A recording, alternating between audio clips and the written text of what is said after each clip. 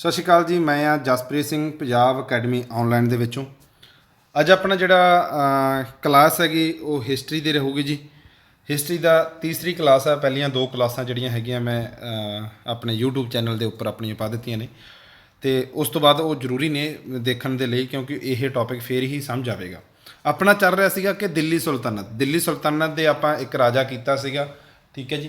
ਉਸ ਤੋਂ ਬਾਅਦ ਅੱਜ ਆਪਾਂ ਜਿਹੜਾ ਹੈਗਾ ਨੈਕਸਟ ਆਪਣਾ ਸੈਸ਼ਨ ਰਹਿੰਦਾ ਹੈਗਾ ਉਹਨੂੰ ਕੰਪਲੀਟ ਕਰਾਂਗੇ। ਅਤੇ ਉਸ ਤੋਂ ਪਹਿਲਾਂ ਤੁਹਾਨੂੰ ਇੱਕ ਬੇਨਤੀ ਹੈ ਕਿ ਰਿਕੁਐਸਟ ਹੈ ਕਿ ਆਪਣੇ ਜਿਹੜੇ ਚੈਨਲ ਨੂੰ ਵੱਧ ਤੋਂ ਵੱਧ ਸਬਸਕ੍ਰਾਈਬ ਕਰੋ, ਲਾਈਕ ਕਰੋ ਅਤੇ ਸ਼ੇਅਰ ਕਰੋ, ਤਾਂ ਜੋ ਮੋਟੀਵੇਸ਼ਨ ਸਾਨੂੰ ਵੀ ਮਿਲਦਾ ਰਹੇ ਕਿ ਅਸੀਂ ਤੁਹਾਨੂੰ ਵੱਧ ਤੋਂ ਵੱਧ ਪੰਜਾਬੀ ਦੇ ਵਿੱਚ ਜਿੰਨੀਆਂ ਵੀ ਵੀਡੀਓ ਹੈਗੇ ਆ, ਜਿੰਨਾ ਵੀ ਮਟੀਰੀਅਲ ਜੀਕੇ ਦਾ ਹੈਗਾ ਪੰਜਾਬੀ ਦੇ ਵਿੱਚ ਤੁਹਾਨੂੰ ਪ੍ਰੋਵਾਈਡ ਕਰਦੇ ਰਹੀਏ।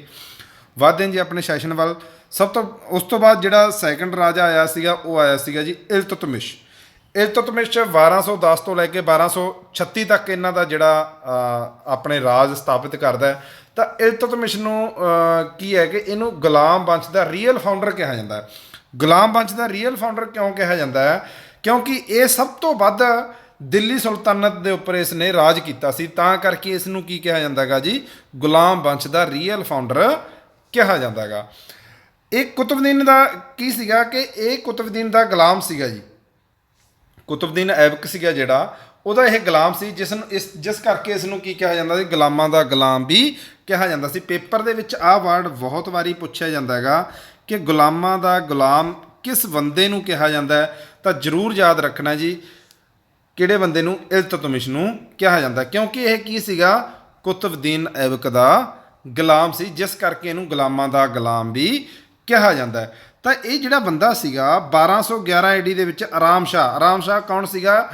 ਕੁਤਬਦੀਨ ਐਬਕ ਦਾ ਜਿਹੜਾ ਹੈਗਾ ਇਕਲੌਤਾ ਪੁੱਤਰ ਸੀ। ਉਹਨੂੰ ਮਾਰ ਕੇ ਕੀ ਕੀਤਾ ਸੀਗਾ ਇਸ ਬੰਦੇ ਨੇ, ਦਿੱਲੀ ਉੱਪਰ ਜਿਹੜਾ ਹੈਗਾ ਦਿੱਲੀ ਸ਼ਾਸਨ ਦਾ ਰਾਜਾ ਬਣਿਆ ਸੀਗਾ ਇਲਤੁਤਮਿਸ਼। ਤਾਂ ਜ਼ਰੂਰ ਯਾਦ ਰੱਖਿਓ 1211 AD ਦੇ ਵਿੱਚ ਜਿਹੜਾ ਆਰਾਮ ਸ਼ਾਹ ਸੀਗਾ ਉਹਨੂੰ ਮਾਰ ਕੇ ਦਿੱਲੀ ਦਾ ਰਾਜਾ ਬਣ ਗਿਆ ਸੀਗਾ। ਤਾਂ ਇਸ ਬੰਦੇ ਨੇ ਕੀ ਕੀਤਾ, ਜਦੋਂ ਇਹ ਰਾਜਾ ਬਣਿਆ ਤਾਂ ਇਸ ਨੇ ਜਿਹੜੀ ਆਪਣੀ ਰਾਜਧਾਨੀ ਪਹਿਲਾਂ ਲਾਹੌਰ ਸੀ।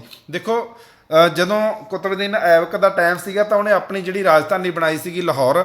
ਤਾਂ ਜਦੋਂ ਇਸ ਦਾ ਸਮਾਂ ਆਇਆ ਤਾਂ ਇਸ ਨੇ ਆਪਣੀ ਰਾਜਧਾਨੀ ਨੂੰ ਕਿੱਥੇ ਸ਼ਿਫਟ ਕਰ ਦਿੱਤਾ, ਦਿੱਲੀ। ਲਾਹੌਰ ਤੋਂ ਦਿੱਲੀ ਲਿਆਉਣ ਵਾਲਾ ਜਿਹੜਾ ਰਾਜਧਾਨੀ ਸੀਗਾ ਜੀ, ਕੌਣ ਸੀਗਾ? ਇਲਤੁਤਮਿਸ਼ ਸੀਗਾ। 1299 ਈਸਵੀ ਦੇ ਵਿੱਚ ਬਗਦਾਦ ਦੇ ਖਲੀਫਾ ਤੋਂ ਇਹ ਸੁਲਤਾਨ ਦਾ ਖਿਤਾਬ ਲੈਣ ਵਾਲਾ ਪਹਿਲਾ ਰਾਜਾ ਸੀ। ਜ਼ਰੂਰ ਯਾਦ ਰੱਖਿਓ ਜੀ ਕਿ 1299 ਦੇ ਵਿੱਚ ਬਗਦਾਦ ਦੇ ਖਲੀਫਾ ਤੋਂ ਕੀ ਸੀਗਾ, ਸੁਲਤਾਨ ਦਾ ਖਿਤਾਬ ਲੈਣ ਵਾਲਾ ਕੌਣ ਸੀਗਾ? ਇਹ ਪਹਿਲਾ ਰਾਜਾ ਬਣਿਆ ਗਿਆ ਸੀ। ਤਾਂ ਇਸ ਦੀਆਂ ਥੋੜ੍ਹੀਆਂ ਜਿਹੀਆਂ ਲੜਾਈਆਂ ਨੇ, ਦੇਖ ਲੈਂਦੇ ਹਾਂ, ਇਹ ਜ਼ਿਆਦਾ ਨਹੀਂ ਹੈਗੀਆਂ। ਤਹਿਰੀਨ ਦੀ ਤੀਜੀ ਲੜਾਈ 1215 ਦੁਆਰਾ ਇਹਦੇ ਵਿੱਚ ਲੜੀ ਗਈ ਸੀ। ਅਤੇ ਇਹਦੇ ਦੁਆਰਾ ਕਿਹਦੇ ਦੁਆਰਾ ਲੜੀ ਗਈ ਸੀ ਇਹ ਲੜਾਈ? ਤਾਂ ਇਹ ਲੜਾਈ ਲੜੀ ਗਈ ਸੀਗੀ ਜੀ ਇਲਤੁਤਮਿਸ਼ ਤੇ ਜਲਦੌਜ ਦੇ ਦੁਆਰਾ। ਇਲਤੁਤਮਿਸ਼ ਅਤੇ ਜਲਦੌਜ ਦੇ ਦੁਆਰਾ ਇਹ ਜਿਹੜੀ ਹੈਗੀ ਆ ਲੜਾਈ ਲੜੀ ਗਈ ਸੀਗੀ। ਜਲਦੌਜ ਕੌਣ ਸੀਗਾ? ਗੌਰੀ ਦਾ ਇੱਕ ਗੁਲਾਮ ਸੀਗਾ ਜੀ, ਠੀਕ ਹੈ। ਆਪਾਂ ਪਹਿਲਾਂ ਮੈਂ ਤੁਹਾਨੂੰ ਦੱਸਿਆ ਵੀ ਪਹਿਲਾਂ ਮੇਰੀ ਜਿਹੜੀ ਹੈਗੀ ਹੈ ਫਸਟ ਵੀਡੀਓ ਤੁਸੀਂ ਦੇਖੋਗੇ ਤਾਂ ਉਹਦੇ ਵਿੱਚ ਇਹ ਸਾਰੀਆਂ ਇੰਟਰੋਡਕਸ਼ਨ ਦਿੱਤੀਆਂ ਹੋਈਆਂ ਨੇ। 5 ਗੁਲਾਮ ਸੀਗੇ, ਕਿਹੜੇ ਸੀਗੇ ਉਹ ਸਾਰਾ ਕੁਛ ਦੱਸਿਆ ਹੋਇਆ, ਠੀਕ ਹੈ ਨਾ। ਤਾਂ ਉਹਦੇ ਨਾਲ ਇਹਦੀ ਯੁੱਧ ਹੁੰਦਾ ਤਾਂ ਜਿਹੜਾ ਇਹ ਯੁੱਧ ਜਿੱਤ ਜਾਂਦਾ ਹੈਗਾ। ਤਾਂ ਉਸ ਤੋਂ ਬਾਅਦ ਆਉਂਦਾ ਜੀ ਚੰਗੇਜ਼ ਖਾਨ ਦੁਆਰਾ ਕੀਤੇ ਭਾਰਤ ਦੇ ਹਮਲੇ ਨੂੰ ਇਲਤੁਤਮਿਸ਼ ਦੁਆਰਾ ਰੋਕਿਆ ਗਿਆ ਸੀਗਾ। ਚੰਗੇਜ਼ ਖਾਨ ਬਹੁਤ ਹੀ ਜਿਹੜਾ ਹੈਗਾ ਚੀਨ ਦਾ ਇੱਕ ਰਾਜਾ ਸੀਗਾ ਜੀ, ਚੰਗੇਜ਼ ਖਾਨ, ਠੀਕ ਹੈ ਜੀ। ਬਹੁਤ ਹੀ ਜ਼ਿਆਦਾ ਪਾਵਰਫੁਲ ਰਾਜਾ ਮੰਨਿਆ ਜਾਂਦਾ ਸੀਗਾ। ਇਹਦੇ ਇੱਕ ਭਰਾ ਦਾ ਜਿਹੜਾ ਹੈਗਾ ਕੀ ਸੀਗਾ, ਇਹਦੇ ਭਰਾ ਨੂੰ ਮਾਰ ਦਿੱਤਾ ਗਿਆ ਸੀਗਾ ਇੱਕ ਬੰਦੇ ਦੁਆਰਾ, ਉਹਦਾ ਨਾਮ ਸੀਗਾ ਜਲਾਲੂਦੀਨ ਦੁਆਰਾ ਇਹਦੇ ਭਰਾ ਨੂੰ ਮਾਰ ਦਿੱਤਾ ਸੀਗਾ। ਅਤੇ ਉਹ ਕੀ ਕੀਤਾ ਕਿ ਉਹ ਉੱਥੋਂ ਦੌੜਿਆ ਅਤੇ ਦੌੜ ਕੇ ਕੀ ਕੀਤਾ, ਇਹਨਾਂ ਦੇ ਮਹਿਲ ਦੇ ਵਿੱਚ ਆ ਗਿਆ। ਤਾਂ ਇਹਨਾਂ ਦੇ ਮਹਿਲ ਦੇ ਵਿੱਚ ਉਹਨੇ ਸ਼ਰਨ ਮੰਗੀ ਤਾਂ ਇਸ ਬੰਦੇ ਨੇ ਜਵਾਬ ਦਿੱਤਾ ਸੀਗਾ ਉੱਥੇ ਉਹਨੂੰ ਸ਼ਰਨ ਦੇਣ ਤੋਂ, ਠੀਕ ਹੈ। ਜਿਸ ਕਰਕੇ ਕੀ ਸੀਗਾ, ਉਹਨੇ ਚੰਗੇਜ਼ ਖਾਨ ਦਾ ਜਿਹੜਾ ਅਟੈਕ ਸੀਗਾ ਉਸ ਨੂੰ, ਹਮਲੇ ਨੂੰ ਰੋਕ ਦਿੱਤਾ ਸੀਗਾ। ਅਤੇ ਜ਼ਰੂਰ ਯਾਦ ਰੱਖਿਓ। ਤਾਂ ਕੁਤਬ ਮੀਨਾਰ ਦਾ ਨਿਰਮਾਣ ਜਿਹੜਾ ਹੈਗਾ ਜੀ ਕਿਹਦੇ ਦੁਆਰਾ ਪੂਰਾ ਕਰਵਾਇਆ ਗਿਆ ਸੀਗਾ? ਉਹ ਵੀ ਇਲਤੁਤਮਿਸ਼ ਦੁਆਰਾ ਕਰਵਾਇਆ ਗਿਆ ਸੀਗਾ ਜੀ। ਇਲਤੁਤਮਿਸ਼ ਦੁਆਰਾ 2 ਸਿੱਕੇ ਜਾਰੀ ਕੀਤੇ ਗਏ, ਜਿਨ੍ਹਾਂ ਨੂੰ ਸਿਲਵਰ ਤੇ ਪਿੱਤਲ ਦੇ 2 ਸਿੱਕੇ ਸੀ, ਜਿਨ੍ਹਾਂ ਨੂੰ ਟਾਂਕਾ ਤੇ ਜਿੱਤਲ ਕਿਹਾ ਜਾਂਦਾ ਹੈ। ਮੋਸਟ ਇੰਪੋਰਟੈਂਟ ਕੁਐਸਚਨ ਬਣਦਾ ਜੀ ਕਿ ਇਹਦੇ ਦੁਆਰਾ 2 ਸਿੱਕਿਆਂ ਦਾ ਨਿਰਮਾਣ ਕੀਤਾ ਗਿਆ, ਟਾਂਕਾ ਅਤੇ ਜਿੱਤਲ ਕੀ ਸੀਗਾ? ਪਿੱਤਲ ਦਾ ਸੀਗਾ। ਟਾਂਕਾ ਕਾਹਦਾ ਸੀਗਾ ਜੀ? ਸਿਲਵਰ ਦਾ ਸੀਗਾ। ਇਸ ਦੁਆਰਾ ਕੀ ਸੀਗਾ, ਏਕਤਾ ਪ੍ਰਣਾਲੀ ਸ਼ੁਰੂ ਕੀਤੀ ਗਈ। ਹੁਣ ਏਕਤਾ ਪ੍ਰਣਾਲੀ ਕੀ ਹੈ ਜੀ? ਏਕਤਾ ਪ੍ਰਣਾਲੀ ਦੇਖੋ ਇਹ ਸ਼ੁਰੂ ਕਰਨਗੇ, ਗਾਹਾਂ ਜਾ ਕੇ ਅਲਾਉਦੀਨ ਖਿਲਜੀ ਇਸ ਨੂੰ ਖਤਮ ਕਰ ਦੂਗਾ। ਏਕਤਾ ਪ੍ਰਣਾਲੀ ਕੀ ਸੀ ਕਿ ਜਿਹੜੇ ਸੈਨਿਕ ਸੀਗੇ, ਪਹਿਲਾਂ ਉਸ ਸਮੇਂ ਕੋਈ ਇਦਾਂ ਦਾ ਸਿਸਟਮ ਨਹੀਂ ਸੀ ਕਿ ਉਹਨਾਂ ਨੂੰ ਤਨਖਾਹਾਂ ਵਗੈਰਾ ਦਿੱਤੀਆਂ ਜਾਣ। ਜਿਹੜੇ ਪਹਿਲਾਂ ਸੈਨਿਕ ਸੀਗੇ ਉਹਨਾਂ ਨੂੰ ਕੀ ਕਰਦੇ ਸੀਗੇ ਇਹ ਕਿ ਤਨਖਾਹਾਂ ਦੀ ਬਜਾਏ ਜ਼ਮੀਨ ਦੇ ਛੋਟੇ ਛੋਟੇ ਟੁਕੜੇ ਅਲਾਟ ਕਰ ਦਿੰਦੇ ਸੀਗੇ, ਜਿਹਨੂੰ ਕੀ ਕਿਹਾ ਜਾਂਦਾ ਸੀਗਾ, ਏਕਤਾ ਸਿਸਟਮ। ਦੇਖੋ ਏਕਤਾ ਸਿਸਟਮ ਸਟਾਰਟ ਇਹ ਕਰੂਗਾ, ਬੰਦੇ ਨੂੰ ਇੱਕ ਹੋਰ ਬੰਦਾ ਕਰੂਗਾ। ਉਸ ਬਾਅਦ ਜਿਹੜਾ ਏਕਤਾ ਸਿਸਟਮ ਦੇ ਵਿੱਚ ਜਿਸ ਬੰਦੇ ਨੂੰ ਜ਼ਮੀਨ ਮਿਲ ਗਈ ਉਹ ਉਸੇ ਦੀ ਹੀ ਰਹਿਣੀ ਆ, ਉਹ ਬੰਦਾ ਕੋਈ ਹੋਰ ਇੰਪਲੀਮੈਂਟ ਕਰੂਗਾ। ਤਾਂ ਇੰਨਾ ਕਿ ਜ਼ਰੂਰ ਯਾਦ ਰੱਖਿਓ ਕਿ ਏਕਤਾ ਸਿਸਟਮ, ਏਕਤਾ ਪ੍ਰਣਾਲੀ ਜਾਂ ਏਕਤਾ ਸਿਸਟਮ ਨੂੰ ਸ਼ੁਰੂ ਕਰਨ ਵਾਲਾ ਬੰਦਾ ਕੌਣ ਸੀਗਾ, ਇਲਤੁਤਮਿਸ਼ ਸੀਗਾ। ਜੋ ਤਾਂ ਇਹਦੇ ਵਿੱਚ ਕੀ ਸੀ ਕਿ ਜ਼ਮੀਨ ਦੇ ਛੋਟੇ ਛੋਟੇ ਟੁਕੜੇ ਸੈਨਿਕਾਂ ਨੂੰ ਅਲਾਟ ਕੀਤੇ ਜਾਂਦੇ ਸੀਗੇ। ਉਸ ਤੋਂ ਬਾਅਦ ਕੀ ਸੀ ਕਿ ਇਸ ਨੇ ਤੁਰਕਾਨ ਏ ਚਾਲਗਨੀ ਦੁਆਰਾ ਬਣਾਈ ਗਈ ਸੀ। ਤੁਰਕਿਆਂ 'ਚ ਦੇਖੋ ਇਹਦਾ ਮੈਂ ਤੁਹਾਨੂੰ ਦੱਸਦਾ, ਇਹਦੇ ਵਿੱਚ ਕੀ ਸੀਗਾ, ਤੁਰਕੇ ਏ ਚਾਲਗਨੀ, ਤੁਰਕੇ ਚਾਲਗਨੀ ਦੇ ਵਿੱਚ 40 ਜਿਹੜੇ ਸਰਦਾਰ, 40 ਸਰਦਾਰ, 40 ਮੈਂਬਰਾਂ ਦਾ ਲਾ ਲਓ, 40 ਸਰਦਾਰਾਂ ਦਾ ਲਾ ਲਓ, ਠੀਕ ਹੈ ਜੀ। ਇੱਕ ਸਮੂਹ, ਇੱਕ ਗਰੁੱਪ ਬਣਾਇਆ ਗਿਆ ਸੀਗਾ ਜਿਹਦੇ ਵਿੱਚ 40 ਬੰਦੇ ਭਰਤੀ ਕੀਤੇ ਗਏ ਸੀ। ਇਹਨੂੰ 40 ਸਾਹ ਵੀ ਕਹਿੰਦੇ ਸੀਗੇ ਜੀ, 40 ਸਾਹ, 40 ਸਾਹ ਵੀ ਕਿਹਾ ਜਾਂਦਾ ਸੀਗਾ ਇਸ ਨੂੰ, ਠੀਕ ਹੈ। ਤਾਂ 40 ਬੰਦਿਆਂ ਦਾ ਗਰੁੱਪ ਭਰਤੀ ਕੀਤਾ ਜਾਂਦਾ ਸੀ। ਇਹ ਕਿਉਂ ਬਣਾਇਆ ਗਿਆ ਸੀਗਾ, ਇਹ ਇਸ ਕਰਕੇ ਬਣਾਇਆ ਗਿਆ ਸੀ ਕਿ ਜੇਕਰ ਕਹਿੰਦਾ ਵੀ ਰਾਜੇ ਦੀ ਪ੍ਰਜਾ ਕਿਤੇ ਕਮਜ਼ੋਰ ਹੁੰਦੀ ਹੈ, ਜੇਕਰ ਰਾਜੇ ਦੀ ਪ੍ਰਜਾ ਕਮਜ਼ੋਰ ਹੁੰਦੀ ਹੈ ਤਾਂ ਇਹਨਾਂ 40 ਬੰਦੇ ਡਿਸੀਜਨ ਲੈਣਗੇ ਤੇ ਇਹਨਾਂ 40 ਬੰਦਿਆਂ ਦੇ ਵਿੱਚੋਂ ਹੀ ਇੱਕ ਰਾਜਾ ਬਣੂਗਾ। ਤਾਂ ਇਸ ਕਰਕੇ ਕੀ ਕੀਤਾ ਗਿਆ ਸੀ, ਇਹਦੇ ਦੁਆਰਾ ਤੁਰਕੇ ਇਹ ਚਾਲਗਨੀ ਬਣਾਈ ਗਈ ਸੀਗੀ, 40 ਸਾਹ ਬਣਾਇਆ ਗਿਆ ਸੀ, 40 ਮੈਂਬਰਾਂ ਦਾ ਗਰੁੱਪ ਬਣਾਇਆ ਗਿਆ ਸੀਗਾ। ਇਹਨਾਂ ਦੇ ਵਿੱਚੋਂ ਹੀ ਇੱਕ ਜਾ ਕੇ ਗਾਹਾਂ ਰਾਜਾ ਬਣੂਗਾ ਤੇ ਉਹ ਬੰਦਾ ਕੀ ਕਰੂਗਾ, ਇਸ ਨੂੰ 40 ਸਾਹ ਨੂੰ ਜਾਂ ਤੁਰਕੇ ਇਹ ਚਾਲਗਨੀ ਨੂੰ ਖਤਮ ਕਰ ਦੂਗਾ ਜੀ। ਅੱਗੇ ਜਾ ਕੇ ਦੇਖਦੇ ਆਪਾਂ ਉਹ। ਉਸ ਤੋਂ ਬਾਅਦ ਕੀ ਸੀਗਾ, ਇਸ ਨੇ ਨਿਆਂ ਲਈ ਇੱਕ ਆਪਣੇ ਦਰਬਾਰ ਦੇ ਵਿੱਚ ਨਿਆਂ ਘੰਟਾ ਲਗਵਾਇਆ ਹੋਇਆ ਸੀ। ਦੇਖੋ ਬਹੁਤ ਹੀ ਬੰਦਾ ਵਧੀਆ ਸੀਗਾ। ਕਹਿੰਦਾ ਵੀ ਜੇਕਰ ਕਿਸੇ ਨੂੰ ਨਿਆਂ ਨਹੀਂ ਮਿਲਦਾ, ਜੇਕਰ ਕਿਸੇ ਨਾਲ ਕੋਈ ਵਾਸਤਵਿਕ ਦੇ ਵਿੱਚ ਧੱਕਾ ਹੋ ਰਿਹਾ ਤਾਂ ਇਹਦੇ ਦਰਬਾਰ ਦੇ ਵਿੱਚ ਆਂਦਾ। ਤਾਂ ਉੱਥੇ ਕੀ ਕੀਤਾ ਹੋਇਆ ਸੀ, ਇਹਨਾਂ ਨੇ ਨਿਆਂ ਘੰਟਾ ਲਗਵਾਇਆ ਹੋਇਆ ਸੀ ਦਿੱਲੀ ਦਰਬਾਰ ਦੇ ਵਿੱਚ। ਤਾਂ ਉਹਨਾਂ ਨੂੰ ਨਿਆਂ ਜ਼ਰੂਰ ਦਿੰਦੇ ਸੀਗੇ, ਤਾਂ ਜਿੰਨਾ ਵੀ ਸੀਗਾ ਇਨਸਾਫ ਵਗੈਰਾ ਉਹਨਾਂ ਨੂੰ ਦਵਾਇਆ ਜਾਂਦਾ ਸੀਗਾ। ਤਾਂ ਵਾਸਤਵਿਕ ਇੱਕ ਕਲਾ ਬਾਰੇ ਇਹਦਾ ਜਾਣਕਾਰੀ ਲੈ ਲੈਂਦੇ ਹਾਂ ਵੀ ਇਹਨਾਂ ਦੁਆਰਾ ਕਿਹੜੀਆਂ ਕਿਹੜੀਆਂ ਚੀਜ਼ਾਂ ਬਣਵਾਈਆਂ ਗਈਆਂ ਸੀਗੀਆਂ। ਵਾਸਤਵਿਕ ਕਲਾ ਆਰਕੀਟੈਕਚਰ ਜਿਹੜਾ ਹੈਗਾ ਇਹਨਾਂ ਦੁਆਰਾ ਕਿਹੜਾ ਕਿਹੜਾ ਬਣਾਇਆ ਗਿਆ ਸੀਗਾ। ਤਾਂ ਉਹ ਸੀਗਾ ਜੀ ਹਾਜ ਏ ਸਮਾਸ਼ੀ। ਦਿੱਲੀ ਦੇ ਵਿੱਚ ਇਹ ਜਗ੍ਹਾ ਬਣੀ ਹੋਈ ਹੈ, ਮੈਂ ਤੁਹਾਨੂੰ ਇਹਦੀ ਪਿਕਚਰ ਵੀ ਦਿਖਾ ਦਿੰਦਾ ਜੀ, ਨੀਚੇ ਆਪਣੀ ਪਿਕਚਰ ਲਗਾਈ ਹੋਈ ਆ। ਹਮਾਜ ਏ ਸਮਾਸ਼ੀ ਜਿਹੜੀ ਹੈਗੀ ਆ ਇਹਦੇ ਦੁਆਰਾ ਬਣਾਈ ਗਈ ਸੀਗੀ। ਦੂਸਰਾ ਬਣਾਇਆ ਗਿਆ ਸੀਗਾ ਮਦਰਾਸਾ ਏ ਮੁਜਜੀ, ਮਦਰਾਸਾ ਏ ਮੁਜਜੀ, ਜੋ ਕਿ ਇਹਦੇ ਦੁਆਰਾ ਹੀ ਬਣਾਇਆ ਗਿਆ ਸੀਗਾ। ਉਹਦੀ ਪਿਕਚਰ ਵੀ ਤੁਸੀਂ ਨੀਚੇ ਦੇਖ ਸਕਦੇ ਹੋ, ਠੀਕ ਹੈ। ਦੋਨੇ ਪਿਕਚਰਾਂ ਜ਼ਰੂਰ ਯਾਦ ਰੱਖਿਓ ਕਿ ਇਹਦੇ ਦੁਆਰਾ ਆਰਕੀਟੈਕਟ ਇਹ ਚੀਜ਼ਾਂ ਕਰਵਾਈਆਂ ਗਈਆਂ ਸੀਗੀਆਂ। ਤਾਂ 12 ਅਪ੍ਰੈਲ 1236 ਈਸਵੀ ਦੇ ਵਿੱਚ ਇਹਦੀ ਮੌਤ ਹੋ ਜਾਂਦੀ ਹੈ ਜੀ।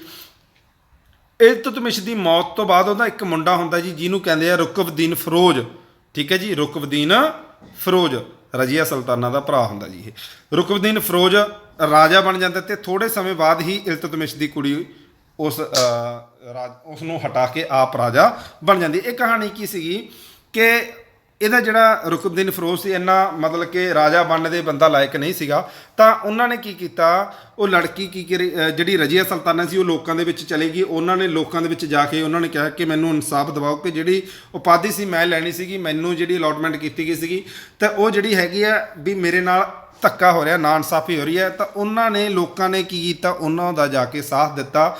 ਤਾਂ ਉਸ ਤੋਂ ਬਾਅਦ ਕੀ ਸੀਗੀ, ਰਜੀਆ ਸੁਲਤਾਨਾ ਕੀ ਬਣੀ ਜੀ, ਪਹਿਲੀ ਸ਼ਾਸਕ ਬਣੀ ਜੀ ਦਿੱਲੀ ਸੁਲਤਾਨਤ ਦੀ। ਪਹਿਲੀ ਔਰਤ ਹੈ ਜੀ ਰਜੀਆ ਸੁਲਤਾਨਾ। 1236 ਤੋਂ ਲੈ ਕੇ 1240 ਤੱਕ ਆਪਣਾ ਰਾਜ ਸਥਾਪਿਤ ਰਹਿੰਦੀ ਹੈ ਜੀ। ਤਾਂ ਇਹ ਪਹਿਲੀ ਔਰਤ ਸੀਗੀ ਜਾਂ ਪਹਿਲੀ ਮਹਿਲਾ ਸੀਗੀ ਜਿਹੜੀ ਕੀ ਬਣੀ ਸੀਗੀ, ਸ਼ਾਸਕ ਬਣੀ ਸੀ ਜਾਂ ਰਾਣੀ ਬਣੀ ਸੀ। ਦਿੱਲੀ ਸੁਲਤਾਨਤ ਦੇ ਵਿੱਚ ਕੋਈ ਵੀ ਲੇਡੀਜ਼ ਅੱਜ ਤੱਕ ਨਹੀਂ ਆਈ ਜਿਹੜੀ ਰਾਣੀ ਬਣੀ ਹੋਵੇ। ਤਾਂ ਪਹਿਲੀ ਰਾਣੀ ਸੀਗੀ ਜਿਹੜੀ ਕੀ ਬਣੀ ਸੀਗੀ, ਸ਼ਾਸਕ ਬਣੀ ਸੀਗੀ ਦਿੱਲੀ ਸੁਲਤਾਨਤ ਦੀ। ਰਜੀਆ ਦੁਬਾਰਾ ਪੁਰਸ਼ਾਂ ਦੀ ਤਰ੍ਹਾਂ ਕੱਪੜੇ ਪਹਿਨਦੀ ਸੀਗੀ, ਜਿਹੜਾ ਇਹ ਚੀਜ਼ਾਂ ਚੰਗੀ ਨਹੀਂ ਲੱਗੀਆਂ ਲੋਕਾਂ ਨੂੰ ਤੇ ਉਹਨਾਂ ਦੇ 40 ਮੈਂਬਰਾਂ ਨੂੰ। ਇਸ ਦੁਆਰਾ ਪਰਦਾ ਪ੍ਰਥਾ ਨੂੰ ਖਤਮ ਕਰ ਦਿੱਤਾ ਗਿਆ ਸੀਗਾ। ਇਹ ਕੀ ਕਰਦੀ ਸੀਗੀ ਕਿ ਇਹ ਆਪਣੇ ਜਿਹੜੇ ਪੁਰਸ਼ਾਂ ਦੀ ਤਰ੍ਹਾਂ ਕੀ ਸੀਗਾ, ਇਹ ਕੱਪੜੇ ਵਗੈਰਾ ਪਹਿਨ ਕੇ ਆਉਂਦੀ ਸੀ ਤੇ ਜਿਹੜਾ ਪਰਦਾ ਪ੍ਰਥਾ ਸੀ ਇਹਨੂੰ ਬਿਲਕੁਲ ਹੀ ਤਿਆਗ ਕਰ ਦਿੱਤਾ ਸੀਗਾ। ਉਹ ਕਿਹੜੀਆਂ ਚੀਜ਼ਾਂ ਸੀ ਮੈਂ ਉਹ ਤੁਹਾਨੂੰ ਦੱਸ ਦਿੰਦਾ, ਲਿਖਿਆ ਦਿੰਦਾ। ਉਹ ਜਿਹੜੀਆਂ ਚੀਜ਼ਾਂ ਜਿਹੜਾ ਪਹਿਨ ਕੇ ਆਉਂਦੀ ਸੀ, ਇੱਕ ਸੀਗੀ ਚੋਗਾ, ਠੀਕ ਹੈ ਜੀ। ਇਹਨੂੰ ਕਾਬਾ ਵੀ ਕਹਿੰਦੇ ਸੀਗੇ, ਕਾਬਾ। ਦੂਸਰਾ ਸੀਗਾ ਜੀ ਕੁਲਾ, ਕੁਲਾ ਜਿਹਨੂੰ ਟੋਪੀ ਕਹਿੰਦੇ ਸੀਗੇ। ਤਾਂ ਇਹ ਚੀਜ਼ਾਂ ਇਹ ਪਹਿਨ ਕੇ ਆਉਂਦੀ ਸੀਗੀ, ਜਿਹੜੀਆਂ ਇਹ ਚੀਜ਼ਾਂ ਜਿੰਨੇ ਵੀ ਦਰਬਾਰ ਦੇ ਵਿੱਚ ਬੈਠੇ ਹੁੰਦੇ ਸੀ ਜਾਂ 40 ਮੈਂਬਰ ਜਿਹੜੇ ਹੈਗੇ ਸੀ ਉਹਨਾਂ ਨੂੰ ਇਹ ਚੀਜ਼ਾਂ ਚੰਗੀਆਂ ਨਹੀਂ ਲੱਗਦੀਆਂ ਸੀਗੀਆਂ। ਤਾਂ ਉਸ ਤੋਂ ਬਾਅਦ ਕੀ ਸੀਗਾ ਕਿ ਰਜ਼ੀਆ ਸੁਲਤਾਨਾ ਦਾ ਜਿਹੜਾ ਜ਼ਿਆਦਾਤਰ ਵਿਵਾਦ ਦੇ ਵਿੱਚ ਰਹਿੰਦੀ ਹੈ। ਰਜ਼ੀਆ ਸੁਲਤਾਨਾ ਦਾ ਇੱਕ ਬੰਦਾ ਹੁੰਦਾ ਜਿਹਨੂੰ ਮਤਲਬ ਕਿ ਇਹਨਾਂ ਦੀ ਲਵ ਫੇਅਰ ਜਿਹਾ ਚੱਲਦਾ ਹੈਗਾ, ਠੀਕ ਹੈ। ਰਜ਼ੀਆ ਸੁਲਤਾਨਾ ਨੇ ਮਾਲਿਕ ਜਮਾਲੂਦੀਨ ਜਕਾਤ ਨੂੰ ਘੋੜਿਆਂ ਦਾ ਸਰਦਾਰ ਬਣਾ ਦਿੱਤਾ ਸੀ, ਕਿਉਂਕਿ ਇਸੇ ਨਾਲ ਹੀ ਉਹਨਾਂ ਦਾ ਕੀ ਸੀਗਾ ਲਵ ਫੇਅਰ ਚੱਲਦਾ ਸੀ। ਇਹ ਚੀਜ਼ਾਂ 40 ਮੈਂਬਰਾਂ ਨੂੰ ਚੰਗੀਆਂ ਨਹੀਂ ਨਾ ਲੱਗਣ ਦੇ ਕਾਰਨ ਕੀ ਕੀਤਾ, ਬਾਅਦ ਦੇ ਵਿੱਚ ਇਹਨਾਂ ਨੂੰ ਕੀ ਕੀਤਾ, ਬਠਿੰਡੇ ਦੇ ਰਾਜਾ ਅਲਤੂਨੀਆ ਨੇ ਰਜ਼ੀਆ ਨੂੰ ਕਿਲੇ ਦੇ ਵਿੱਚ ਕੈਦ ਕਰ ਲਿਆ ਜੀ। ਰਜ਼ੀਆ ਦੇ ਉਸ ਤੋਂ ਬਾਅਦ ਕੀ ਕੀਤਾ, ਉਹਨੂੰ ਮਜਬੂਰ ਕੀਤਾ ਵਿਆਹ ਕਰਵਾਉਣ ਦੇ ਲਈ। ਤਾਂ ਉਸ ਤੋਂ ਬਾਅਦ ਕੀ ਆ, ਜਿਹੜਾ ਬਠਿੰਡੇ ਦਾ ਰਾਜਾ, ਦੇਖੋ ਇੱਥੋਂ ਕੁਐਸਚਨ ਬਹੁਤ ਉੱਠ ਜਾਂਦਾ ਕਿ ਬਠਿੰਡੇ ਦੇ ਰਾਜੇ ਦਾ ਨਾਮ ਕੀ ਸੀਗਾ, ਅਲਤੂਨੀਆ। ਬਠਿੰਡੇ ਦਾ ਕਿਲਾ ਬਣਿਆ ਹੋਇਆ ਬਠਿੰਡੇ ਦੇ ਵਿੱਚ, ਤਾਂ ਉੱਥੋਂ ਦਾ ਰਾਜਾ ਜਿਹੜਾ ਗਵਰਨਰ ਸੀਗਾ ਤਾਂ ਉਹ ਸੀਗਾ, ਉਹਦੇ ਨਾਮ ਦਾ ਕੀ ਸੀਗਾ, ਅਲਤੂਨੀਆ। ਇਹ ਵੀ 40 ਮੈਂਬਰਾਂ ਦੇ ਵਿੱਚ ਭਰਤੀ ਸੀਗਾ। ਤੇ ਇਹਨੇ ਕੀ ਕੀਤਾ ਸੀਗਾ, ਰਜ਼ੀਆ ਨੂੰ ਆਪਣੇ ਕੈਦ ਕਰ ਲਿਆ ਸੀ ਕਿਲੇ ਦੇ ਵਿੱਚ, ਤੇ ਬਾਅਦ ਦੇ ਵਿੱਚ ਇਹਦੇ ਨਾਲ ਕੀ ਕੀਤਾ ਸੀਗਾ, ਮੈਰਿਜ ਕਰਵਾ ਲਈ ਸੀ, ਠੀਕ ਹੈ ਜੀ। ਤਾਂ ਉਸ ਤੋਂ ਬਾਅਦ ਸੀਗਾ ਜਦੋਂ ਇਹਨਾਂ ਨੇ ਮੈਰਿਜ ਕਰਵਾ ਲਈ, ਕਿਉਂਕਿ ਇਹ ਇੰਟਰਕਾਸਟ ਸੀਗੇ, ਤਾਂ ਇਹ ਇਹਨਾਂ ਦੇ ਭਰਾਵਾਂ ਨੂੰ ਇਹ ਚੀਜ਼ਾਂ ਚੰਗੀਆਂ ਨਹੀਂ ਲੱਗੀਆਂ। ਤਾਂ ਰਜ਼ੀਆ ਤੇ ਅਲਤੂਨੀਆ ਨੂੰ 13 ਅਕਤੂਬਰ 1240 ਈਸਵੀ ਨੂੰ ਕੈਥਲ ਦੇ ਹਰਿਆਣੇ ਦੇ ਵਿੱਚ ਕੈਥਲ ਦੇ ਵਿਖੇ ਇਹਨਾਂ ਦਾ ਅਣਪਛਾਤੇ ਡਾਕੂਆਂ ਦੁਆਰਾ ਇਹਨਾਂ ਦੀ ਹੱਤਿਆ ਕਰ ਦਿੱਤੀ ਜਾਂਦੀ ਹੈ ਜੀ। ਤਾਂ ਇਹ ਜ਼ਰੂਰ ਯਾਦ ਰੱਖਿਓ ਕਿ ਕੈਥਲ ਦੇ ਵਿੱਚ ਇਹਨਾਂ ਦੀ ਹੱਤਿਆ ਕਰ ਦਿੱਤੀ ਜਾਂਦੀ ਹੈ, ਰਜ਼ੀਆ ਤੇ ਅਲਤੂਨੀਆ ਦੀ। ਉਸ ਤੋਂ ਬਾਅਦ ਹੁੰਦਾ ਜੀ ਨਾਸਰੁਦੀਨ ਮਹਿਮੂਦ, ਛੋਟਾ ਜਿਹਾ ਰਾਜਾ, ਕੋਈ ਜ਼ਿਆਦਾ ਇੰਪੋਰਟੈਂਟ ਨਹੀਂ ਹੈਗਾ ਆਪਣੇ ਵਾਸਤੇ, ਠੀਕ ਹੈ। ਚਲੋ ਆਪਾਂ ਵੈਸੇ ਵੇਰ ਵੀ ਕਰ ਲੈਂਦੇ ਹਾਂ। ਤਾਂ ਇਹਦਾ ਜਿਹੜਾ ਨਾਸਰੁਦੀਨ ਮਹਿਮੂਦ ਸੀਗਾ, ਇਹਦਾ ਜਿਹੜਾ ਟਾਈਮ ਪੀਰੀਅਡ ਸੀਗਾ 1246 ਤੋਂ ਲੈ ਕੇ 1266 ਤੱਕ ਇਹਨਾਂ ਦਾ ਸਮਾਂ ਜਿਹੜਾ ਰਹਿੰਦਾ ਜੀ। ਇਹ ਬਹੁਤ ਹੀ ਸਾਦਾ ਜੀਵਨ ਬੰਦਾ ਬਤੀਤ ਕਰਦਾ ਸੀ, ਬਹੁਤ ਹੀ ਨਰਮ ਦਿਲ ਬੰਦਾ ਸੀਗਾ, ਬੜਾ ਹੀ ਸਾਦਾ ਦਿਲ ਜਿਹੜਾ ਹੈਗਾ, ਸਾਦਾ ਜੀਵਨ ਆਪਣਾ ਇਹਨੇ ਬਤੀਤ ਕੀਤਾ। ਇਸ ਨੇ ਆਪਣਾ ਪੂਰਾ ਜੀਵਨ ਜਿਹੜਾ ਹੈਗਾ ਇਸਲਾਮ ਧਰਮ ਦੇ ਨਾਲ, ਇਸਲਾਮ ਧਰਮ ਦੇ ਅਨੁਸਾਰ ਹੀ ਬਤੀਤ ਕੀਤਾ ਸੀਗਾ। ਜਿਵੇਂ ਜਿਵੇਂ ਕੁਰਾਨ ਦੇ ਵਿੱਚ ਜਿਹੜੀਆਂ ਚੀਜ਼ਾਂ ਲਿਖੀਆਂ ਹੋਈਆਂ ਉਹਨਾਂ ਚੀਜ਼ਾਂ ਨੂੰ ਬੰਦਾ ਫੋਲੋ ਕਰਦਾ ਸੀ, ਤੇ ਆਪਣਾ ਬੜਾ ਹੀ ਸਾਦਾ ਜੀਵਨ ਇਸ ਦੁਆਰਾ ਬਤੀਤ ਕੀਤਾ ਗਿਆ। ਇਹ ਕੁਰਾਨ ਦੀ ਨਕਲਾਂ ਦੇਖੋ, ਇਹ ਇਸ ਬੰਦੇ ਦੁਆਰਾ ਕੀ ਕੀਤਾ ਜਾਂਦਾ ਸੀਗਾ ਕਿ ਕੁਰਾਨ ਦੀਆਂ ਨਕਲਾਂ ਬਣਾਈਆਂ ਜਾਂਦੀਆਂ ਸੀ ਤੇ ਉਹਨਾਂ ਨੂੰ ਵੇਚਿਆ ਜਾਂਦਾ ਸੀਗਾ। ਕੁਰਾਨ ਦੀਆਂ ਨਕਲਾਂ ਬਣਾ ਕੇ ਵੇਚਣਾ ਅਤੇ ਟੋਪੀ ਸਿਕਰ ਬਣਾ ਕੇ ਵੇਚਦਾ ਸੀਗਾ ਤੇ ਆਪਣਾ ਜੀਵਨ ਜਿਹੜਾ ਹੈਗਾ ਬਤੀਤ ਕਰਦਾ ਸੀ। ਇਹ ਇਦਾਂ ਦਾ ਰਾਜਾ ਨਹੀਂ ਸੀਗਾ ਕਿ ਜਿਹੜਾ ਹੈਗਾ ਵੀ ਦੂਜਿਆਂ ਰਾਜਾ ਵਾਂਗ ਜਿਹੜਾ ਹੈਗਾ ਦਹਿਸ਼ਤਗਰੀ ਪਾਊਗਾ ਵੀ ਰਾਜਾ ਆ ਗਿਆ ਯਾਰ, ਹੈ ਨਾ। ਤਾਂ ਇਹ ਬੰਦਾ ਆਪਣੀ ਮਿਹਨਤ ਤੇ ਜਿਹੜਾ ਇਸਲਾਮਿਕ ਧਰਮ ਦੇ ਅਨੁਸਾਰ ਜਿਹੜੀਆਂ ਚੀਜ਼ਾਂ ਹੋਣੀਆਂ ਚਾਹੀਦੀਆਂ ਸੀ ਉੱਦਾਂ ਬਤੀਤ ਕਰਦਾ ਸੀਗਾ। ਤੇ ਇਹ ਜਿਹੜਾ ਕੁਰਾਨ ਦੀਆਂ ਜਿਹੜੀਆਂ ਨਕਲਾਂ ਬਣਾਉਂਦਾ ਸੀਗਾ, ਟੋਪੀ ਅਤੇ ਸਿਕਰ ਜਿਹੜਾ ਬਣਾ ਕੇ ਵੇਚਦਾ ਸੀਗਾ ਤੇ ਉਸੇ ਨਾਲ ਹੀ ਆਪਣਾ ਜਿਹੜਾ ਹੈਗਾ ਗੁਜ਼ਾਰਾ ਕਰਦਾ ਸੀਗਾ। ਤਾਂ ਇਸੇ ਬੰਦੇ ਨੇ ਹੀ ਬਲਬਨ ਨੂੰ ਇੱਕ ਨਾਇਬ ਮਵਾਲੀਕਾਤ ਜਿਹੜਾ ਹੈਗਾ, ਮਵਾਲੀਕਾਤ ਦਾ ਅਹੁਦਾ ਦਿੱਤਾ ਸੀਗਾ। ਇਹ ਬਹੁਤ ਹੀ ਇੰਪੋਰਟੈਂਟ ਆਪਣੇ ਵਾਸਤੇ, ਬਹੁਤ ਹੀ ਇੰਪੋਰਟੈਂਟ ਜਿਹੜਾ ਹੈਗਾ ਪੁਆਇੰਟ ਹੈ, ਜ਼ਰੂਰ ਯਾਦ ਰੱਖਿਓ ਇਸ ਨੂੰ। ਇਹ ਪਦ ਨੂੰ ਜਿਹੜਾ ਹੈਗਾ ਸਟਾਰਟ ਕੀਤਾ ਸੀਗਾ ਬੈਰਮ ਖਾਨ ਨੇ, ਜ਼ਰੂਰ ਯਾਦ, ਬੈਰਮ ਸ਼ਾਹ ਜਿਹੜਾ ਨਾਇਬ ਮਵਾਲੀਕਾਤ ਜਿਹੜਾ ਅਹੁਦਾ ਸੀਗਾ, ਇਸ ਨੂੰ ਬੈਰਮ ਸ਼ਾਹ ਦੁਆਰਾ ਇਹ ਅਹੁਦੇ ਨੂੰ ਸ਼ੁਰੂ ਕੀਤਾ ਗਿਆ ਸੀ। ਇਹ ਅਹੁਦਾ ਜਿਹੜਾ ਹੈਗਾ ਬਲਬਨ ਨੂੰ ਦਿੱਤਾ ਗਿਆ ਸੀਗਾ ਤੇ ਇਹ ਜਿਹੜਾ ਅਹੁਦਾ ਸੀਗਾ ਵਜ਼ੀਰ ਦੇ ਬਰਾਬਰ ਦਾ ਹੁੰਦਾ ਸੀ, ਪਰ ਇਹਦੀਆਂ ਸ਼ਕਤੀਆਂ ਜਿਹੜੀਆਂ ਹੁੰਦੀਆਂ ਸੀਗੀਆਂ, ਪਾਵਰਾਂ ਜਿਹੜੀਆਂ ਹੁੰਦੀਆਂ ਸੀ ਉਹ ਵਜ਼ੀਰ ਤੋਂ ਜ਼ਿਆਦਾ ਹੁੰਦੀਆਂ ਸੀਗੀਆਂ। ਤਾਂ ਇਸ ਕਰਕੇ ਜਿਹੜਾ ਹੈਗਾ ਇੱਥੋਂ ਸ਼ੁਰੂਆਤ ਹੁੰਦੀ ਹੈ ਜੀ ਬਲਬਨ ਦੀ, ਇੱਥੋਂ ਸ਼ੁਰੂਆਤ ਹੁੰਦੀ ਹੈ ਬਲਬਨ ਦੀ। ਬਲਬਨ ਕੀ ਕਰੂਗਾ, ਆਪਣੀਆਂ ਸ਼ਕਤੀਆਂ ਦਾ ਇਸਤੇਮਾਲ ਕਰੂਗਾ।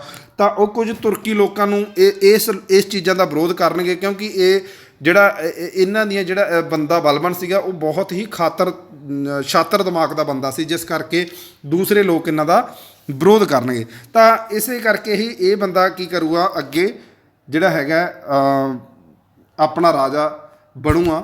ਤੇ ਇਹ ਇਸੇ ਨੇ ਹੀ ਜਿਹੜਾ ਇਹਨੂੰ ਅਹੁਦਾ ਦੇਣ ਤੋਂ ਬਾਅਦ ਕੀ ਸੀਗਾ ਕਿ ਉਹ ਜਿਹੜਾ ਨਾਸਰੁਦੀਨ ਮਹਿਮੂਦ ਦੀ ਜਿਹੜੀ ਹੈਗੀ ਹੈ 1266 ਦੇ ਵਿੱਚ ਡੈਥ ਹੋ ਜਾਂਦੀ ਹੈ। ਤੇ ਅਗਲਾ ਜਿਹੜਾ ਰਾਜਾ ਬਣਦਾ ਜੀ ਉਹ ਕੌਣ ਬਣਦਾ ਜੀ, ਬਲਬਨ ਬਣਦਾ ਹੈਗਾ। ਇੱਥੋਂ ਰਾਜਾ ਜਿਹੜਾ ਹੈਗਾ ਬਲਬਨ ਵੰਸ਼ ਜਿਹੜਾ ਹੈਗਾ ਸ਼ੁਰੂ ਹੋ ਜਾਂਦਾ ਜੀ, ਗਿਆਸੂਦੀਨ ਬਲਬਨ। ਇਹਦਾ ਰੀਅਲ ਨੇਮ ਜਿਹੜਾ ਹੈਗਾ ਮੈਂ ਤੁਹਾਨੂੰ ਦੱਸ ਦਿੰਦਾ, ਬਹਾਉਦੀਨ ਵੀ ਕਿਹਾ ਜਾਂਦਾ ਸੀ, ਉਲਾਗ ਵੀ ਕਿਹਾ ਜਾਂਦਾ ਸੀ ਤੇ ਗਿਆਸੂਦੀਨ ਵੀ ਕਿਹਾ ਜਾਂਦਾ ਸੀ।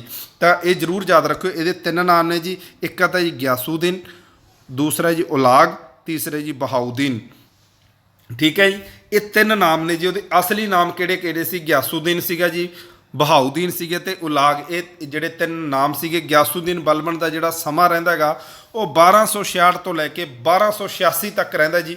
ਤੇ ਇਲਤੁਤਮਿਸ਼ ਦਾ ਜਿਹੜਾ ਹੈਗਾ ਕੀ ਸੀਗਾ ਜੀ, ਇਹ ਗੁਲਾਮ ਸੀਗਾ। ਇਲਤੁਤਮਿਸ਼ ਦਾ ਗੁਲਾਮ ਸੀ। 1233 ਈਸਵੀ ਦੇ ਵਿੱਚ ਗਵਾਲੀਅਰ ਦੇ ਜਿੱਤਣ ਤੋਂ ਬਾਅਦ ਬਲਬਨ ਨੂੰ ਖਰੀਦਿਆ ਗਿਆ ਸੀਗਾ। ਦੇਖੋ ਅੱਗੇ ਜਾ ਕੇ ਇੱਕ ਬੰਦਾ ਕੀ ਕਰੂਗਾ ਕਿ ਅਲਾਉਦੀਨ ਖਿਲਜੀ ਵੀ ਗੁਜਰਾਤ ਦੇ ਯੁੱਧ ਦੇ ਵਿੱਚੋਂ ਕਿਸੇ ਬੰਦੇ ਨੂੰ ਖਰੀਦ ਕੇ ਲੈ ਕੇ ਆਊਗਾ।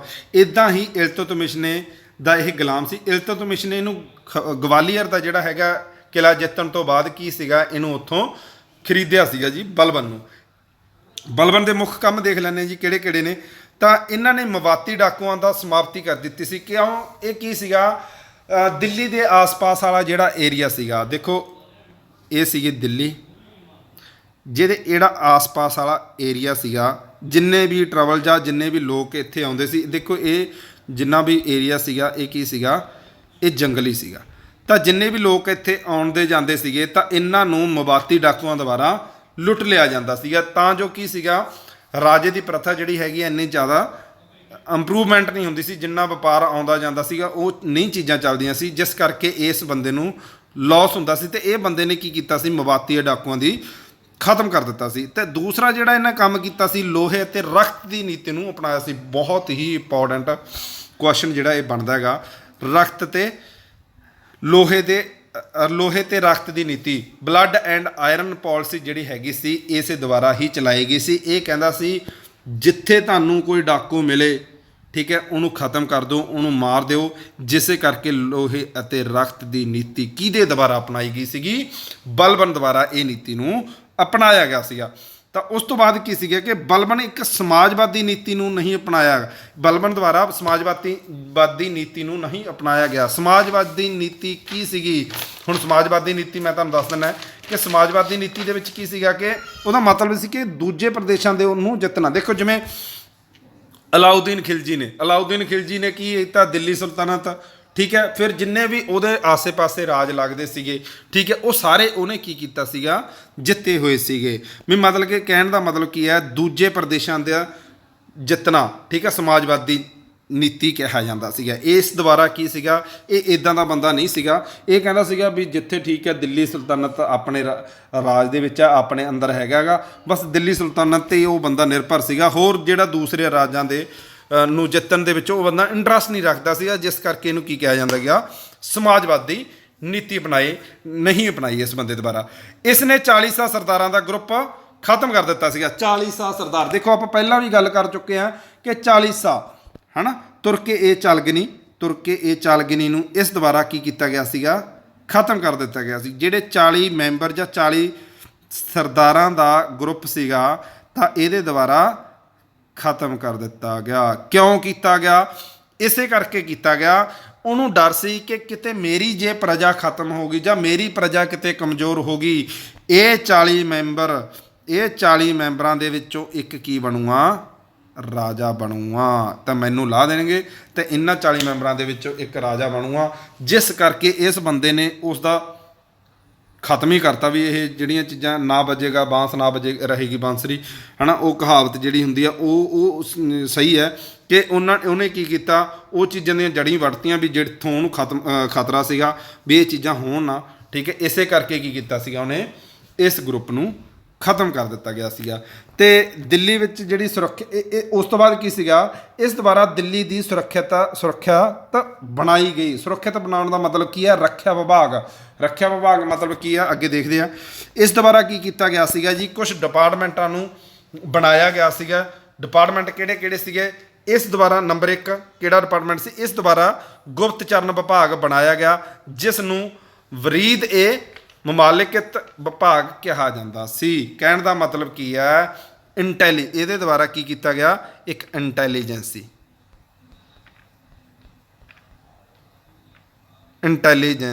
ਇਹਦੇ ਦੁਆਰਾ ਕੀ ਕੀਤਾ ਗਿਆ, ਇੱਕ ਇੰਟੈਲੀਜੈਂਸੀ ਵਿਭਾਗ ਬਣਾਇਆ ਗਿਆ, ਠੀਕ ਹੈ ਜੀ। ਗੁਪਤਚਰਨ ਵਿਭਾਗ ਪੰਜਾਬੀ ਦੇ ਵਿੱਚ ਹੈ, ਗੁਪਤਚਰਨ ਵਿਭਾਗ, ਇੰਟੈਲੀਜੈਂਸੀ, ਠੀਕ ਹੈ, ਇੰਟੈਲੀਜੈਂਸੀ ਬਿਊਰੋ ਵਿਭਾਗ ਇੱਦਾਂ ਦੇ ਬਣਾਏ ਗਏ, ਠੀਕ ਹੈ, ਜਿਹਨੂੰ ਕੀ ਕਹਿੰਦਾ ਹੈ, ਵਰੀਦ ਮਮਾਲਿਕਤ ਵਿਭਾਗ ਕਿਹਾ ਜਾਂਦਾ ਸੀ। ਜ਼ਰੂਰ ਯਾਦ ਰੱਖਿਓ ਜੀ, ਆਹ ਚੀਜ਼ਾਂ ਪੇਪਰ ਦੇ ਵਿੱਚ ਸਿਰਫ ਇਹ ਚੀਜ਼ਾਂ ਹੀ ਪੁੱਛੀਆਂ ਜਾਂਦੀਆਂ ਨੇ। ਇਹ ਕਿਹਦੇ ਦੁਆਰਾ ਸਟਾਰਟ ਕੀਤਾ ਗਿਆ, ठीक है जी, ये चीज़ां जरूर याद रखने वालियां ने।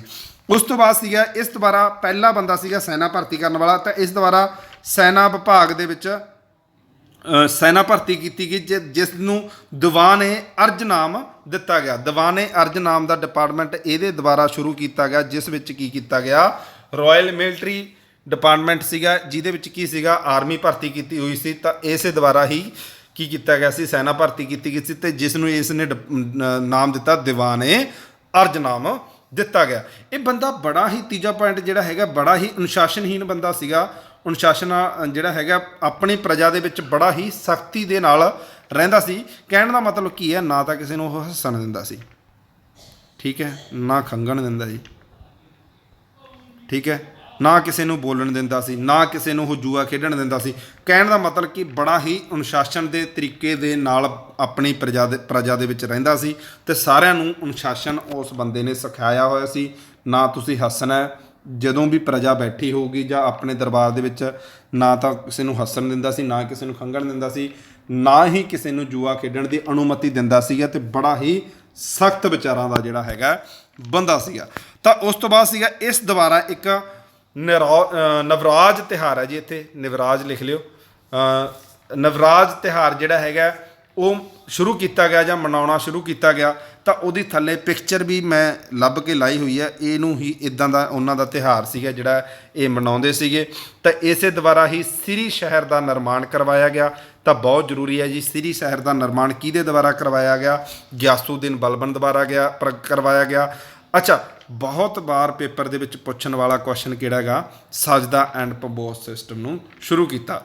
ਸਜਦਾ ਐਂਡ ਪਬੋਸ ਸਿਸਟਮ ਕੀ ਸੀਗਾ, ਕਿ ਸਜਦਾ ਐਂਡ ਪਬੋਸ ਸਿਸਟਮ ਦੇ ਵਿੱਚ ਸੀ ਕਿ ਇੱਕ ਜਿਵੇਂ ਆਪਾਂ ਗੁਰੂ ਗ੍ਰੰਥ ਸਾਹਿਬ ਦੇ ਮੂਹਰੇ, ਠੀਕ ਹੈ, ਆਪਾਂ ਗੋਡਨੀਆਂ ਲਾ ਕੇ ਮੱਥਾ ਟੇਕਦੇ ਹਾਂ, ਇੱਦਾਂ ਹੀ ਇਹ ਕਹਿੰਦਾ ਸੀ ਕਿ ਤੁਹਾਡਾ ਗੁਰੂ, ਤੁਹਾਡਾ ਰੱਬ ਕੌਣ ਹੈ, ਤੁਹਾਡਾ ਰਾਜਾ ਹੈਗਾ, ਤਾਂ ਉਹਦੇ ਸਾਹਮਣੇ ਕੀ ਕਰੋ, ਤੁਸੀਂ ਗੋਡਨੀਆਂ ਟੇਕ ਕੇ ਉਹਨੂੰ ਨਮਸਕਾਰ ਕਰੋ ਜਾਂ ਉਹਨੂੰ ਖੁਸ਼ ਕਰੋ, ਜਿਸ ਨੂੰ ਇਹ ਕੀ ਕਿਹਾ ਜਾਂਦਾ ਸੀ, ਸਜਦਾ ਐਂਡ ਪਬੋਸ ਸਿਸਟਮ ਕਿਹਾ ਜਾਂਦਾ ਸੀਗਾ। ਤਾਂ ਇਹਦੇ ਜਿਹੜੇ ਕੁਝ ਵਿਦਵਾਨ ਰਹੇ ਸੀਗੇ, ਉਹਨਾਂ ਦੇ ਨਾਮ ਕੌਣ ਕਿਹੜੇ ਕਿਹੜੇ ਸੀਗੇ। ਅਮੀਰ ਖੁਸਰੋ ਸੀਗਾ, ਆਪਾਂ ਅੱਗੇ ਡਿਸਕਸ ਕਰਾਂਗੇ ਅਮੀਰ ਖੁਸਰੋ ਬਾਰੇ, ਠੀਕ ਹੈ। ਇਹਨੂੰ ਉਰਦੂ ਦਾ ਫਾਦਰ ਵੀ ਕਿਹਾ ਜਾਂਦਾ, ਉਰਦੂ ਲੈਂਗੁਏਜ ਦਾ ਜੇ ਤੁਹਾਨੂੰ ਫਾਦਰ ਪੁੱਛਿਆ ਜਾਵੇ ਇਹਦੇ ਦੁਆਰਾ ਆਈ ਹੈ, ਠੀਕ ਹੈ। ਤਾਂ ਬੀਨਾ ਜਿੰਨੇ ਸਾਜ਼ ਵਗੈਰਾ ਜਿਹੜੇ ਡਿਵੈਲਪਮੈਂਟ ਕੀਤੇ ਆ, ਉਹ ਮੈਂ ਤੁਹਾਨੂੰ ਇਹਨਾਂ ਦਾ ਸੈਸ਼ਨ ਦੇ ਵਿੱਚ, ਅਗਲੇ ਸੈਸ਼ਨ ਦੇ ਵਿੱਚ, ਜਾਂ ਇਹਨਾਂ ਦਾ ਸੈਸ਼ਨ ਜਿਹੜਾ ਹੈਗਾ ਮੈਂ ਅਲੱਗ ਰੱਖੂੰਗਾ, ਤਾਂ ਉਸੇ ਵਿੱਚ ਆਪਾਂ ਡਿਸਕਸ ਕਰਾਂਗੇ। ਅਮੀਰ ਖੁਸਰੋ ਤੇ ਅਮੀਰ ਹਾਸ਼ਨ ਜਿਹੜੇ ਇਹਦੇ ਦੋ ਵਿਦਵਾਨ ਸੀਗੇ ਜੀ। ਉਸ ਤੋਂ ਬਾਅਦ ਕੀ ਸੀਗਾ ਜੀ, ਬਲਬਨ ਦੀ ਮੌਤ ਹੋ ਜਾਂਦੀ ਹੈ 1286 ਦੇ ਵਿੱਚ, ਇਸ ਦੀ ਮੌਤ ਹੋ ਜਾਂਦੀ ਹੈ। ਜਿਹੜਾ ਆਖਰੀ ਸ਼ਾਸਕ ਬਣਦਾ ਉਹ ਕਿਹੜੀ ਡਾਇਨੈਸਟੀ ਦਾ, ਸਲੇਵ ਡਾਇਨੈਸਟੀ ਦਾ, ਗੁਲਾਮ ਵੰਸ਼ ਦਾ, ਇਲਵਰੀ ਡਾਇਨੈਸਟੀ ਦਾ ਆਖਰੀ ਸ਼ਾਸਕ ਜਿਹੜਾ ਹੁੰਦਾ ਹੈ, ਉਹ ਜਿਹੜਾ ਹੁੰਦਾ ਹੈ ਕਮੂਰਸ ਹੁੰਦਾ ਜੀ, ਠੀਕ ਹੈ, ਜਿਹਨੂੰ ਅਫਗਾਨੀ ਤੁਰਕ ਜਲਾਲੂਦੀਨ ਖਿਲਜੀ ਦੁਆਰਾ ਮਾਰ ਦਿੱਤਾ ਜਾਂਦਾ, ਤੇ ਅਗਲਾ ਵੰਸ਼ ਜਿਹੜਾ ਹੈਗਾ ਖਿਲਜੀ ਵੰਸ਼ ਇੱਥੋਂ ਸ਼ੁਰੂ ਕੀਤਾ ਜਾਂਦਾ ਹੈਗਾ। ਤਾਂ ਇੱਥੇ ਜਿਹੜਾ ਹੈਗਾ ਜੀ ਖਿਲਜੀ ਵੰਸ਼ ਦੀ ਜਿਹੜੀ ਹੈਗੀ ਆ ਸ਼ੁਰੂਆਤ ਹੋ ਜਾਂਦੀ ਹੈ। ਕਿਹਦੇ ਦੁਆਰਾ ਕੀਤੀ ਗਈ ਸੀ, ਜਲਾਲੂਦੀਨ ਖਿਲਜੀ ਦੁਆਰਾ। ਇਹਦਾ ਰੀਅਲ ਨੇਮ ਕੀ ਸੀਗਾ, ਫਿਰੋਜ਼ ਖਿਲਜੀ, ਇਹਨੂੰ ਪੂਰਾ ਕਹਿੰਦੇ ਸੀ ਜਲਾਲੂਦੀਨ ਫਿਰੋਜ਼ ਖਿਲਜੀ, ਇਹਨੂੰ ਕਹਿੰਦੇ ਸੀਗੇ ਜੀ। ਖਿਲਜੀ ਸਾਮਰਾਜ 1290 ਤੋਂ ਲੈ ਕੇ 1200 ਜਿਹੜਾ ਹੈਗਾ ਜੀ 20 ਤੱਕ ਰਿਹਾ ਸੀਗਾ। ਤੇ ਜਲਾਲੂਦੀਨ ਦਾ ਜਿਹੜਾ ਪੀਰੀਅਡ ਸੀਗਾ, ਜਲਾਲੂਦੀਨ ਦਾ ਪੀਰੀਅਡ ਜਿਹੜਾ ਹੈਗਾ ਸੀਗਾ 1290 ਤੋਂ ਲੈ ਕੇ 96 ਤੱਕ, 1296 ਤੱਕ ਰਿਹਾ ਸੀ। 1290 ਤੋਂ ਲੈ ਕੇ 1290 ਦੇ ਵਿੱਚ ਜਲਾਲੂਦੀਨ ਖਿਲਜੀ ਨੇ ਖਿਲਜੀ ਵੰਸ਼ ਦੀ, ਖਿਲਜੀ ਸਾਮਰਾਜ ਦੀ ਸਥਾਪਨਾ ਕੀਤੀ ਜੀ। ਸਮਰਥਕ ਜਿਹੜਾ ਹੈਗਾ ਇਹੀ ਸੀਗਾ, ਠੀਕ ਹੈ। ਤੇ 1296 ਤੱਕ ਉਹਦਾ 6 ਸਾਲ ਉਹ ਰਾਜ ਕਰਦਾ। ਜਲਾਲੂਦੀਨ ਖਿਲਜੀ ਦੁਆਰਾ 2000 ਮੁਗਲਾਂ ਨੇ ਇਸਲਾਮ ਧਰਮ ਅਪਣਾਇਆ ਸੀ। ਜਲਾਲੂਦੀਨ ਖਿਲਜੀ ਦੀ ਸ਼ਰਨ ਦੇ ਵਿੱਚ ਕੀ ਕੀਤਾ ਸੀਗਾ ਕਿ 2000 ਮੁਗਲਾਂ ਨੇ ਇਸਲਾਮ ਧਰਮ ਨੂੰ ਅਪਣਾਇਆ ਸੀ। ਤੇ ਇਹ ਬੰਦੇ ਨੇ ਕੀ ਕੀਤਾ, ਉਹਨਾਂ ਦੇ ਰਹਿਣ ਦੇ ਲਈ ਮੁਗਲਪੁਰੀ ਸ਼ਹਿਰ ਦੀ ਸਥਾਪਨਾ ਕਰੀ ਸੀਗੀ। ਤਾਂ ਇਸ ਬੰਦੇ ਦੁਆਰਾ ਕੀ ਕੀਤਾ ਸੀ, ਮੁਗਲਪੁਰੀ ਸ਼ਹਿਰ ਦੀ ਸਥਾਪਨਾ ਕੀਤੀ ਸੀ, ਕਿਉਂਕਿ ਉਹ ਜਿਹੜੇ 2000 ਬੰਦੇ ਸੀ ਉਹਨਾਂ ਨੂੰ ਰੱਖਣਾ ਵੀ ਤਾਂ ਸੀਗਾ ਕਿਤੇ। ਤਾਂ ਉਹ 2000 ਬੰਦਿਆਂ ਵਾਸਤੇ ਮੁਗਲਗਿਰੀ ਜਿਹੜਾ ਸ਼ਹਿਰ ਸੀਗਾ, ਮੁਗਲਪੁਰੀ ਸ਼ਹਿਰ ਸੀਗਾ, ਉਹਦੀ ਸਥਾਪਨਾ ਕੀਤੀ ਸੀ। ਉਸ ਤੋਂ ਬਾਅਦ ਇਹਦਾ ਇੱਕ ਭਤੀਜਾ ਹੁੰਦਾ ਜੀ, ਠੀਕ ਹੈ ਜੀ। 1296 ਦੇ ਵਿੱਚ ਇਹਨੂੰ ਉਹ ਮਾਰ ਦਿੰਦਾ, ਜਿਹਦਾ ਨਾਮ ਹੁੰਦਾ ਜੀ ਅਲਾਉਦੀਨ ਖਿਲਜੀ। 1296 ਦੇ ਵਿੱਚ ਕੀ ਕਰਦਾ ਜੀ, ਅਲਾਉਦੀਨ ਖਿਲਜੀ ਦੁਆਰਾ ਜਲਾਲੂਦੀਨ ਦੀ ਹੱਤਿਆ ਕਰ ਦਿੱਤੀ ਜਾਂਦੀ ਹੈ ਜੀ। ਤੇ ਇਹ ਚੀਜ਼ਾਂ ਬਹੁਤ ਹੀ ਇੰਪੋਰਟੈਂਟ ਨੇ। 1296 ਦੇ ਵਿੱਚ ਜਿਹੜਾ ਹੈਗਾ ਬਹੁਤ ਵੀ ਪੁੱਛਿਆ ਜਾਂਦਾ ਜੀ ਇਸ ਚੀਜ਼ ਬਾਰੇ। ਜਲਾਲੂਦੀਨ ਖਿਲਜੀ ਦੀ ਡੈਥ ਕਦੋਂ ਹੋਈ ਜਾਂ ਕਿਹਦੇ ਦੁਆਰਾ ਮਾਰਿਆ ਗਿਆ ਸੀਗਾ, ਠੀਕ ਹੈ ਜੀ। ਇਹਦਾ ਉਹ ਦਮਾਦ ਵੀ ਸੀਗਾ ਅਲਾਉਦੀਨ ਖਿਲਜੀ, ਇਹਦਾ ਜਮਾਈ ਵੀ ਸੀਗਾ ਜੀ, ਠੀਕ ਹੈ। ਤੇ ਜਲਾਲੂਦੀਨ ਖਿਲਜੀ ਅਲਾਉਦੀਨ ਖਿਲਜੀ ਦਾ ਚਾਚਾ ਲੱਗਦਾ ਸੀਗਾ ਰਿਸ਼ਤੇ ਦੇ ਵਿੱਚ। ਤੇ ਉਸ ਨੂੰ ਕਿੱਥੇ ਮਾਰ ਦਿੱਤਾ ਗਿਆ ਸੀਗਾ ਉਹ ਮੈਂ ਤੁਹਾਨੂੰ ਲਿਖ ਦਿੰਦਾ ਜੀ। ਜਲਾਲੂਦੀਨ ਖਿਲਜੀ ਨੂੰ ਕੜਾ ਮਾਨਿਕ ਨੰਨਾ ਭਾਈ ਇਹ ਮਾਨਿਕਪੁਰ, ਕੜਾ ਮਾਨਿਕਪੁਰ, ਠੀਕ ਹੈ। ਪ੍ਰਯਾਗ ਦੇ ਨੇੜੇ ਹੈ, ਪ੍ਰਯਾਗ ਦੇ ਨੇੜੇ ਹੈ ਇਹ ਕੜਾ ਮਾਨਿਕਪੁਰ। ਉੱਥੇ ਕੀ ਹੋਇਆ ਸੀਗਾ, ਜਲਾਲੂਦੀਨ ਖਿਲਜੀ ਦੀ ਮੌਤ ਕਰ ਦਿੱਤੀ ਗਈ ਸੀ। ਕਿਹਦੇ ਦੁਆਰਾ, ਅਲਾਉਦੀਨ ਖਿਲਜੀ ਦੁਆਰਾ। ਅਗਲਾ ਜਿਹੜਾ ਸੈਸ਼ਨ ਰਹੂਗਾ ਅਲਾਉਦੀਨ ਖਿਲਜੀ ਦਾ ਰਹੂਗਾ, ਠੀਕ ਹੈ। ਟੋਟਲੀ ਖਿਲਜੀ ਵੰਸ਼ ਜਿਹੜਾ ਹੈਗਾ ਆਪਣਾ ਕੰਪਲੀਟ ਹੋ ਜਾਊਗਾ। ਉਸ ਤੋਂ ਬਾਅਦ ਕੁਝ ਸੈਸ਼ਨ ਜਿਹੜਾ ਹੋਊਗਾ ਜੀ ਤੁਗਲਕ ਡਾਇਨੈਸਟੀ ਦਾ ਹੋਊਗਾ। ਤੇ ਅਗਲੀ ਸੈਸ਼ਨ ਜਿਹੜਾ ਹੈਗਾ ਅਗਲੀ ਕਲਾਸ ਕੱਲ ਨੂੰ ਜ਼ਰੂਰ ਅਪਲੋਡ ਕੀਤੀ ਜਾਊਗੀ। ਤੇ ਵੱਧ ਤੋਂ ਵੱਧ ਸ਼ੇਅਰ ਨੂੰ ਜਿਹੜਾ ਹੈਗਾ ਕਲਾਸ ਨੂੰ ਸ਼ੇਅਰ ਕਰੋ। ਟੋਟਲੀ ਜਿੰਨਾ ਵੀ ਦੇਖੋ, ਜਿੰਨੀਆਂ ਵੀ ਕਾਫੀ ਸਾਰੀਆਂ ਪੋਸਟਾਂ ਜਿਹੜੀਆਂ ਹੈਗੀਆਂ ਪੰਜਾਬ ਦੇ ਵਿੱਚ ਆ ਰਹੀਆਂ ਨੇ, ਤਾਂ ਹਰੇਕ ਦੇ ਵਿੱਚ ਕੀ ਹੈ ਕਿ ਹਿਸਟਰੀ, ਪੋਲਿਟੀ, ਜੋਗਰਾਫੀ ਸਾਰੀਆਂ ਆਉਣਗੀਆਂ ਹੀ ਆਉਣਗੀਆਂ। ਅੱਛਾ, ਆਪਣੇ ਪੰਜਾਬ ਜੀ ਕੇ ਲਗਭਗ ਕੰਪਲੀਟ ਹੋ ਚੁੱਕੀ ਹੈ। ਤੇ ਅੱਗੇ ਜਿਹੜਾ ਸਬਜੈਕਟ ਕੰਪਲੀਟ ਸ਼ੁਰੂ ਕਰਨਾ ਹੈਗਾ ਤੁਸੀਂ ਕਮੈਂਟ ਦੇ ਵਿੱਚ ਦੱਸ ਸਕਦੇ ਹੋ ਵੀ ਹਿਸਟਰੀ ਜਿਹੜੀ ਹੈਗੀ ਆਪਣੀ ਚੱਲ ਰਹੀ ਹੈ, ਮਾਡਰਨ ਹਿਸਟਰੀ ਕਰਨੀ ਹੈ ਕਿ ਪੋਲਿਟੀ ਕਰਨੀ ਹੈ ਕਿ ਜੋਗਰਾਫੀ ਕਰਨੀ ਹੈ।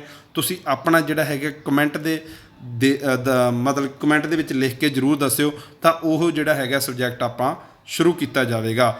ਨਹੀਂ ਮੇਰੀ ਜਿਹੜੇ ਹੈਗੇ ਆ ਕਿ ਆਪਾਂ ਪੋਲਿਟੀ ਸਟਾਰਟ ਕਰੀਏ, ਕਿਉਂਕਿ ਪੋਲਿਟੀ ਦੀ ਲੈਂਥ ਥੋੜ੍ਹੀ ਜਿਹੀ ਜ਼ਿਆਦਾ ਹੈਗੀ। ਅਤੇ ਪੋਲਿਟੀ ਦੇ ਕੁਐਸਚਨ ਜਿਹੜੇ ਹੈਗੇ ਆ ਬਹੁਤ ਵਾਰ ਪੇਪਰ ਦੇ ਵਿੱਚ ਪੁੱਛੇ ਜ਼ਰੂਰ ਜਾਂਦੇ ਆ, ਠੀਕ ਹੈ। ਤਾਂ ਮੈਂ ਤੁਹਾਨੂੰ ਹੰਬਲ ਰਿਕੁਐਸਟ ਕਰਦਾ ਕਿ ਸੈਸ਼ਨ ਨੂੰ ਵੱਧ ਤੋਂ ਵੱਧ ਸ਼ੇਅਰ ਕਰੋ, ਵੱਧ ਤੋਂ ਵੱਧ ਲਾਈਕ ਕਰੋ, ਆਪਣੇ ਦੋਸਤ ਮਿੱਤਰਾਂ ਦੇ ਵਿੱਚ ਜ਼ਰੂਰ ਸ਼ੇਅਰ ਕਰਿਆ ਕਰੋ, ਤਾਂ ਜੋ ਸਾਰਿਆਂ ਨੂੰ ਜਿਹੜਾ ਹੈਗਾ ਪੰਜਾਬੀ ਦੇ ਵਿੱਚ ਕੰਟੈਂਟ ਮਿਲ ਸਕੇ।